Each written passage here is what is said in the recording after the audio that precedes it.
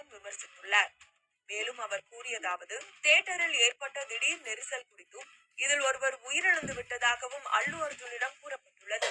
ஆனால் உயிரிழப்பு குறித்து கவலைப்படாமல் அல்லு அர்ஜுன் அப்போ படம் கண்டிப்பா ஹிட் ஆகும் என்று பொறுப்பே இல்லாமல் கூறியதாக எனக்கு தகவல் கிடைத்திருக்கிறது என ஓவைசி குற்றம் சாட்டியுள்ளார்.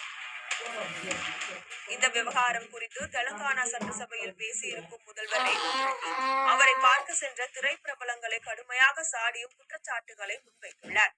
சட்டசபையில் அல்லு அர்ஜுன் மீது கடுமையான குற்றச்சாட்டுகளை முன்வைத்த ரேவந்த் ரெட்டி, நடிகர் அல்லு அர்ஜுன் சில மணி நேரம் தான் சிறையில் இருந்தார்.